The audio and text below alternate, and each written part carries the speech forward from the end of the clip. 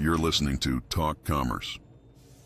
Subscribe and download at talk-commerce.com.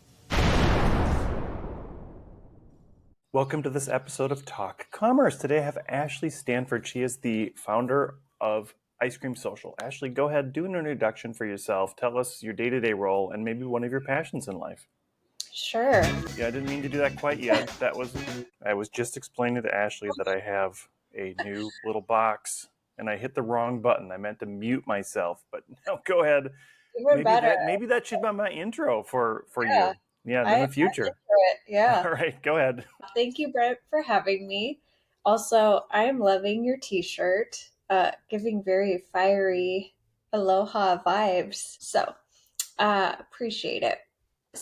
As you mentioned, I am co-founder of Ice Cream Social, which is a social referral widget meant to turn all of your customers into influencers for your brand. I also work for a company called TicketSocket, which is a white labeled ticketing and events registration platform. And the reason I mentioned that is because it was, really my work through TicketSocket, which I work with our TicketSocket clients to support them in their marketing initiatives. Everything from just getting basic analytics set up to maybe supporting in strategy and even executing social advertising, email, SMS campaigns. And working with my clients there, that's where we found the need for what is now Ice Cream Social. I had some clients that were, just kind of struggling to make the dollar work as much as it used to back in the day. And we were looking and brainstorming for ideas of, what can we do to sell more tickets without spending more money. And that is where Ice Cream Social was born. It's really meant to activate that word of mouth marketing in a digital world. That's great. And what about passions in life?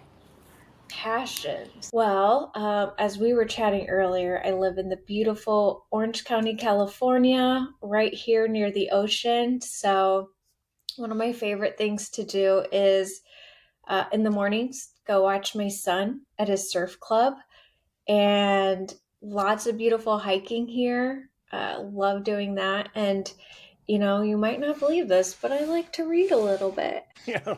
I was commenting on. Is it you Are you cricket or is your bookshelf cricket? It's a good view.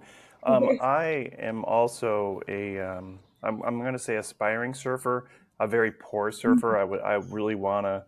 I want to learn how to surf, and I took lessons on a very big board, and then I bought some Jerry Lopez. I think there's 7 or 8 foot boards, and I'm really struggling now. So maybe I should come to Huntington Beach and take some surf lessons.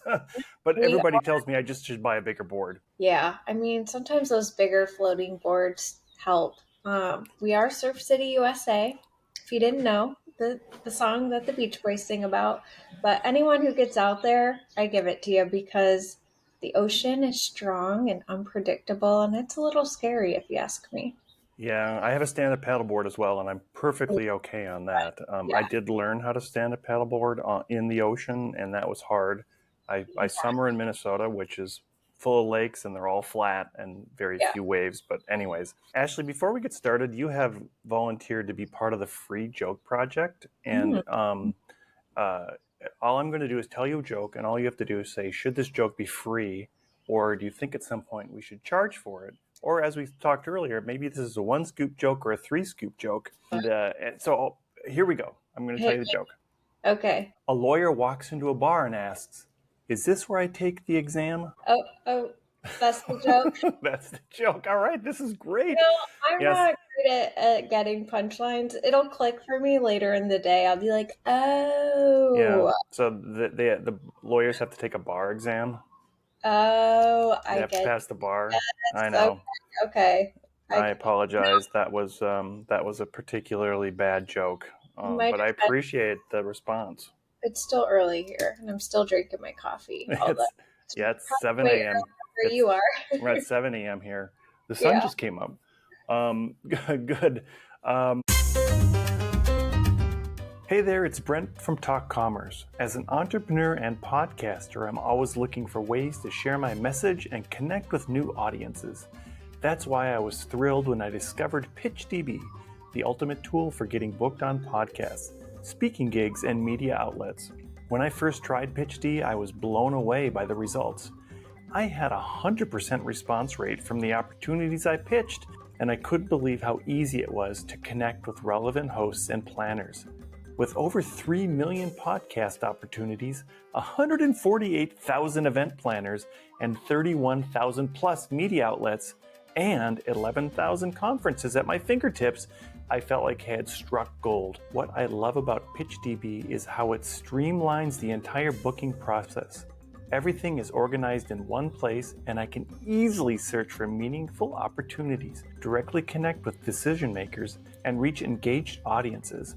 The integrated portal, ready-to-use templates, and seamless functionality make pitching a breeze. If you're an entrepreneur, speaking coach, or author looking to expand your reach and make a bigger impact, I highly recommend giving PitchDB a try. Head over to pitchdb.com and see for yourself how this incredible tool can transform your booking game. Trust me, you won't be disappointed. So Ashley, tell us a little bit about how things have changed, especially in the entertainment and in the event industry since COVID started, since COVID. Yeah, COVID has been an interesting time in events. You know, obviously, at Ticket Socket, when events weren't happening, we really had to shift. And that's where we really peeled off Ice Cream Social from being a feature inside of Ticket Socket to being its own standalone company. So while, COVID has been a downer, that is kind of a silver lining that I like to think about. And as events came back, maybe 8 or 9 months later, some outdoor events were able to kind of, start figuring things out. And there was a real surge, a demand for events, and sales were beautiful for about 6 months. And then they started to tank again. And what I'm finding, there's three things in particular that I'm finding with events and marketing right now. One, you have to be smarter with your budget than ever before. And I'll just give one quick tip, maybe. One way of doing that, and we can dive into more detail later if you guys are interested. But one way of doing that is before you ever go on sale for your event, you really want to create a lot of buzz and create a lot of leads.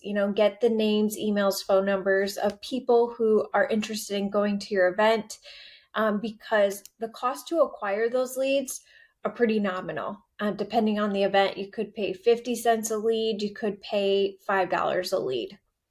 Now, the cost to acquire a customer is so much more expensive. So if you have a database of leads before you ever go on sale, it's going to help bring down your overall cost per acquisition, which is going to help your event be more profitable. The second one is you have to get your timing right on marketing your event, which goes back to just being smarter with your budget.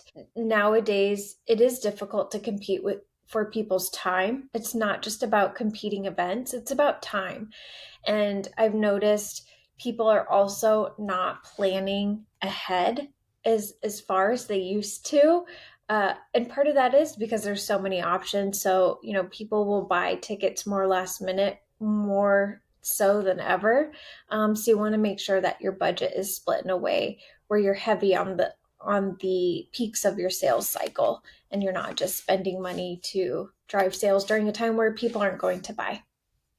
And this one's a given, and it's not exactly marketing, but it absolutely affects your marketing.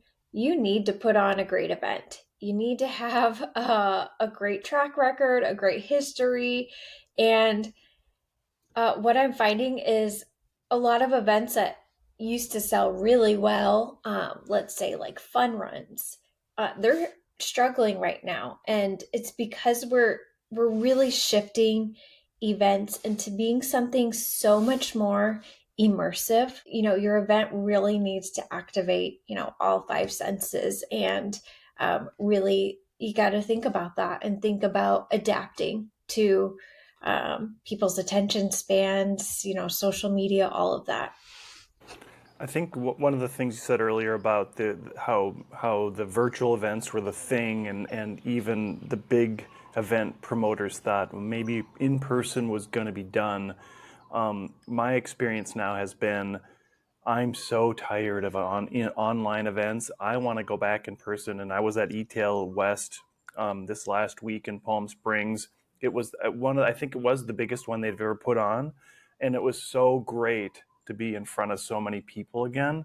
Why do you think like some events are growing, like some of those industry specific events, and then other ones are really dying off? Is there a shift in how people are doing it, or is it just how the events are put on? A little bit of both.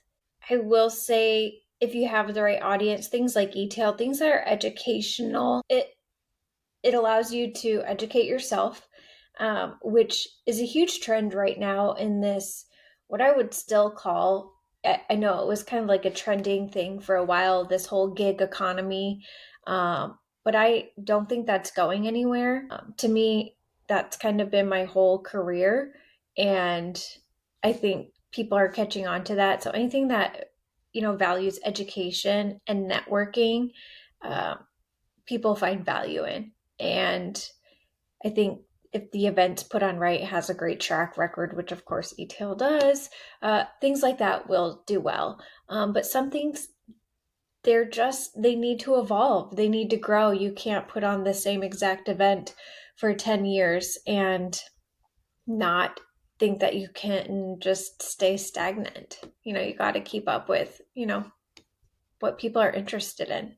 Tell us a little bit about Ice Cream Social. I will say that I've been involved in Magento community events for almost 15 years now.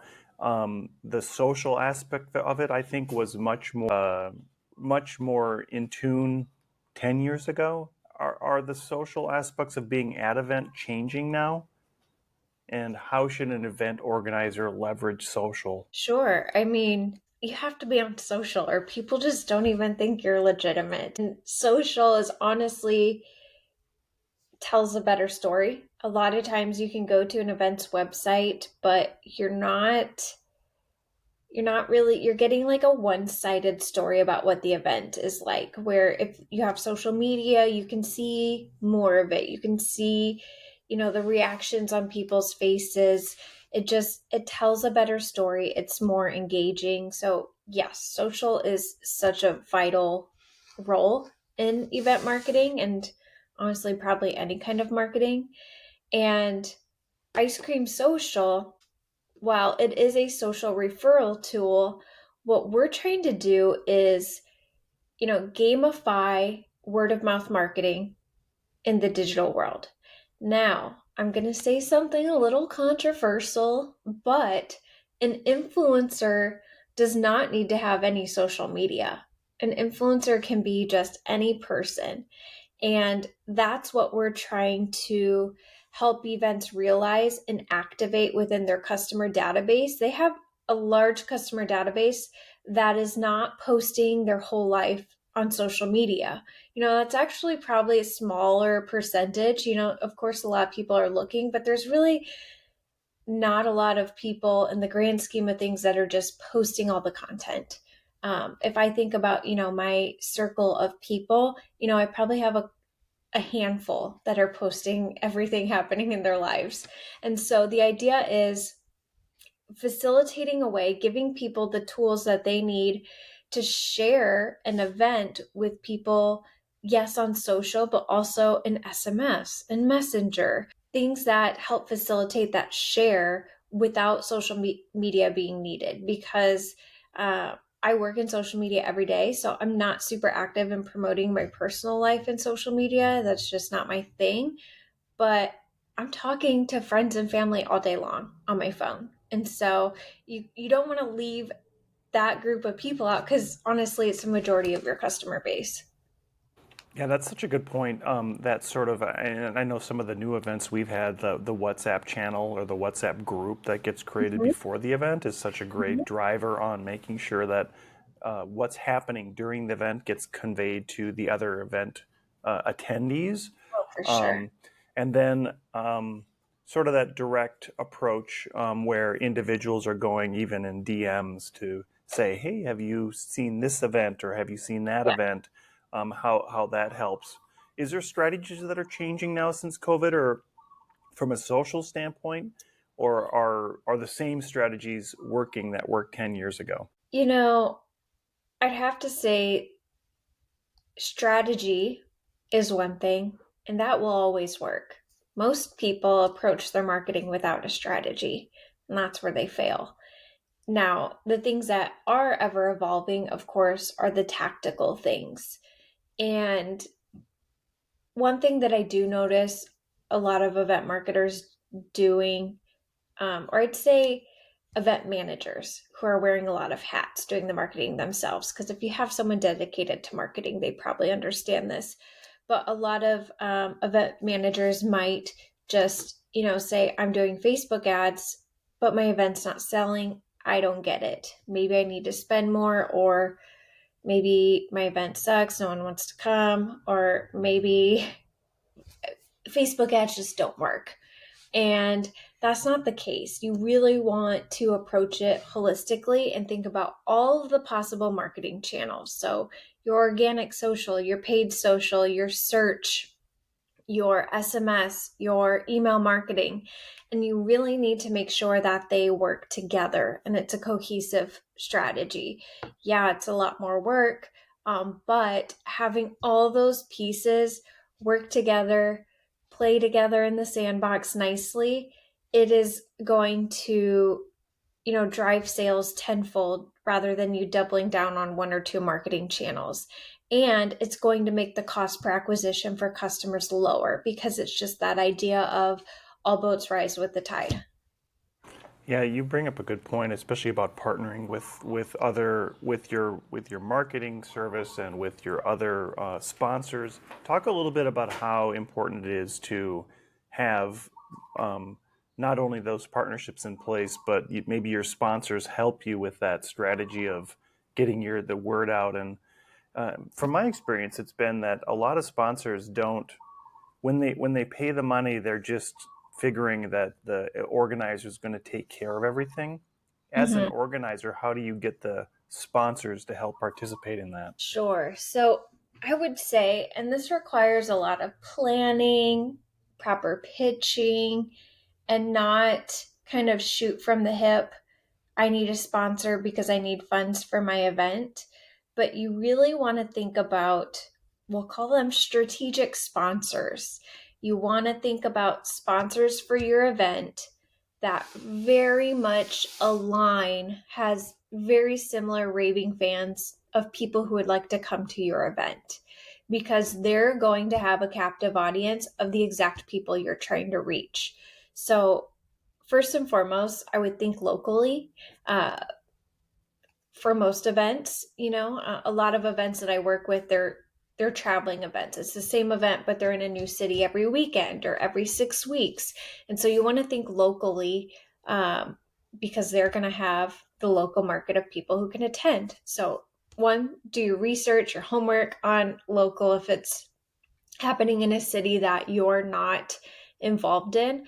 Plus, the local community appreciates that. Anything you can do to help drive business in the local community, it's great that you're bringing all these people to the city, but how can you also help that community in a way that's going to leave an impact where they're going to welcome you and want to help promote your event every year? I've talked to some people in certain cities where they're upset because events will come in and they'll leave and they don't do anything to support the community and they leave a mess, and you don't want to be that event. So first think locally and then think about the products and things that your customer base loves and align with them. You need a deal that's going to work for both of you. It's not just, hey, we'll let you pop up a tent in our event and we'll throw your banner on an email that goes out. Like, that's just not great value. Do you recommend to event organizers that, especially on those strategic partners, that they double down and help them on those marketing items where you would take on some of that for them Oh, in terms of social or whatever that is? yeah. I mean, I've done this a lot with both sponsors and working with like influencers or celebrities with a brand. You want to make it so easy for them to help you that we give them a whole package. Hey, here's some pre-written social media posts customized for each platform. Here's a folder of images. Here's a blog post. Like, here's everything you could possibly need. Here's some pre-written emails. Feel free to wordsmith it so it fits your brand.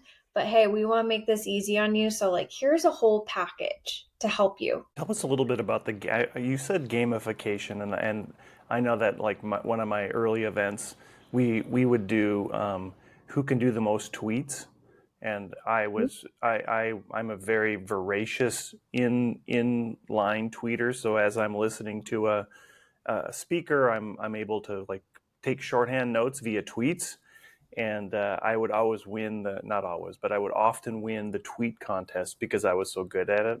Is that gamification thing still in play? I think so. First off, I think that's a brilliant idea for a B2B event. So kudos to whoever came up with that. That's great. I think, yeah, any kind of activity you can come up with on site an event that creates social content, because really that's the whole reason someone's doing that. It's creating social content, it's getting their name and brand out there on the internet. So it might look different for B2C events. So maybe you have a really great display. I like to say, like, your event needs to be Instagrammable. Like, you have to have these moments at the event that people want to post on Instagram. So maybe it's as simple as having those and letting people know that, hey, post it with this hashtag. And, you know, within 1 hour after the event, we're picking X amount of people to win a gift card or whatever the case may be. You do want some element of gamification in it. Ice Cream Social does that through rewarding people. So, one example might be, hey, if you get 5 friends to buy a ticket and come to this event with you, we'll give you a full refund. And that creates an incentive for them. Yeah, that's great. So the referral thing and what other things have you done around social media to gamify it? Like I said earlier, there was always a board up. Then who would have the most tweets would win. Actually, we didn't win anything. But now that I think about it, we just got the pleasure of knowing that we're the first. We're on the top of the leaderboard. But having a I don't know, and actually, this is more than 10 years ago, but I bet the organizer wasn't thinking in terms of, hey, that volume of hashtags out there is going to bring more people or more awareness to the event. Do some event organizers look at that during event as is too late to get people? And I guess the follow up on that is, hopefully, there's going to be a next year, and you want us then to kind of lean into that and use some of that for later throughout the year to keep people interested. Right. That's the mindset you have to have for that kind of engagement on site is you got to think about next year or even, yeah, I guess like e-tail, it can probably held in different cities, different years. So no matter where you're going, you still want that content because that content is going to help feed your organic social content for the rest of the year. I honestly can really only speak to leading up to the event because I'm just focused on sales and not so much once the event starts. But one thing that we do for, adding that layer of fun and engagement pre-event is we'll usually do a big opening night on sale. So when I say opening night, it's not opening night of the event, opening night of tickets on sale. So I mentioned we'll, do a lead generation campaign. We'll collect thousands of leads leading up to the day that we're going to go on sale. and we make a really big deal about going on sale. So, one that I did recently, if we'll go on sale, let's say in the evening. I usually like to go on sale on like Monday nights at 8 p.m. What we'll do is, in that first hour, you get the cheapest ticket until they're sold out. Sometimes we sell out of the cheapest ticket in 8 minutes.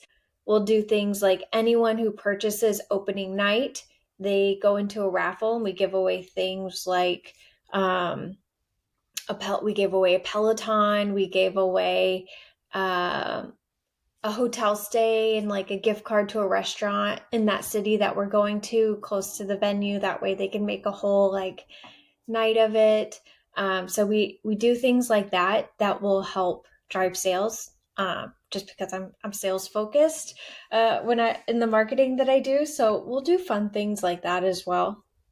And it Yeah, works. well, I love that. And those are great ideas. Hopefully, I get this into a format that we can use the little snippets of what you just said for social, because honestly, I think that's great. And we've done, like, we've put on these Meet Magento events, and we did that opening night thing. But I Mhm. love the idea of having a raffle if you're part of that, and then do gift cards as part of that raffle. How about if you as an organizer, you put on this opening night and you don't sell out all those tickets that first day or second day, how can you kind of how do you kind of keep some momentum going? Do you like come up with a new day in the future where you say, okay, here's our second opening or something like that, or you word it as, hey, or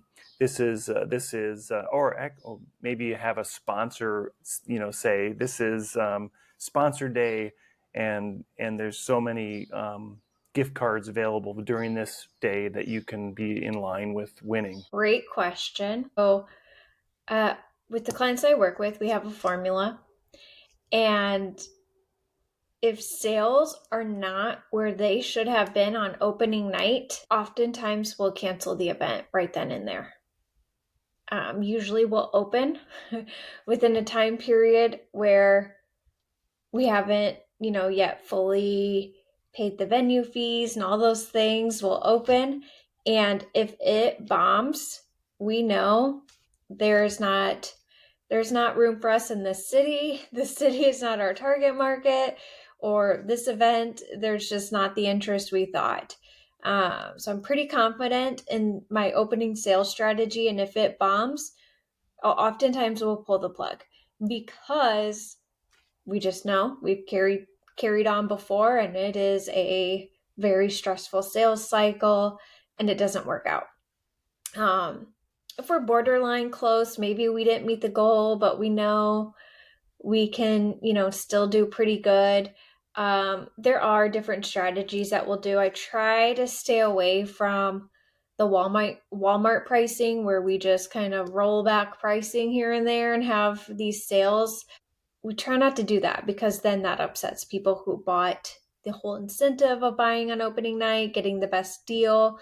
So we don't ever put another deal on that is better than what they could have got on opening night. We might do some flash sales, like sometimes we'll do like a lunch, like a lunchtime flash sale, or like something random like that.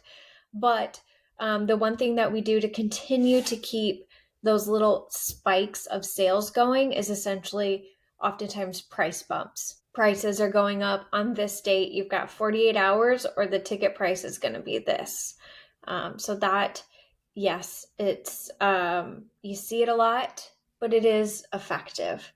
The only time it's not effective is when you should have pulled out of that market, because sales are going to be a struggle the whole time, anyways. Do you think some events look at the attendance as maybe a smaller attendance sometimes is better, and maybe their initial goal was already too big, and the event could be put on in a fashion that's maybe smaller and more intimate that makes more sense? Yes, that before you go into this and like going on sale, you need to know your numbers and you need to know your goals. Um, because for the events I work with, if we don't have a strong opening night, it does not make sense to carry on because they're not going to make up the revenue in other places. And you just have to have that mindset. Some events, you could almost give away the tickets because, once you get the butts in the seats, when they're there, they're going to buy. It's kind of like, I don't know, traffic and conversion summit. You still buy tickets to go, but when I'm there, I'm also like throwing my credit card on stage, spending way more money than what my ticket cost. So in cases like that, it depends on the event. You need to know your numbers, but you need to know that before you go on sale. All right, so last question. Every industry has specific events. How do people find out about events that are maybe touching their, like you've mentioned traffic conversion, but there's so many events that intersect with other events. Is there a good way to find out about maybe a sister event or event that, like if I'm in the e-commerce business, maybe a marketing or SEO event would be also relevant? Is there a good way to, as both an organizer, to know these events are happening? And does it make sense to partner with some of those? And then as an attendee, sometimes it's hard to know about all the different events out there. Yeah, I don't have a great way. I mean, I rely on them to market to me. If you want me to go to this event and it's going to be awesome, you need to be targeting in the right way that it's going to get me, because I get great ads that are very relevant. So you got to know how to market. As far as teaming up, I mean, it is important to have an idea of who your potential like competitors are, even if they're not direct competitors. Like, it's kind of competing. People probably aren't going to go to, both in 1 year type thing. You do need to understand who those people are. That's part of your research when putting on an event before you do your marketing, because what you don't want to do is go into a very similar market to them around the same time. Maybe if you still want to put on your event, do it on the other side of the country and do it a different time of year type thing. So you do want to be aware of any kind of competitors. If you can find events, I do help some of my clients find complementary events where maybe we can share resources like email lists and help promote each other's events, because we do go to the same markets, but not at the same time. And we have similar audiences. So if you can find those kind of complementary events, that's great. Maybe they could send out an email blast to their database saying, hey, we love this event and you should get a ticket. You could give them an affiliate link and they could at least get paid for that. So for sure, it's definitely something you should put in your marketing strategy. Ashley, I know we've gone through our 20 minutes. As I close out, and thank you, this has been a really interesting conversation. As we close out the podcast, I give my guests a chance to do a shameless plug about anything you'd like. What would you like to plug today? Ooh, I would say definitely check out icecreamsocial.io. I know, not .com, it's .io. So if you're looking for us, that's where we are. Or you can visit ashley-stanford.com to learn more about me, Ice Cream Social, Ticket Socket, and all the fun things I love. That's great, and I will make sure I put those in the show notes. Ashley Stanford, the co-founder of Ice Cream Social, thank you so much for being here. Yeah, thank you, Brent, for having me. Talk Commerce is a production of Content Basis, LLC. For more creative content, go to contentbasis.io.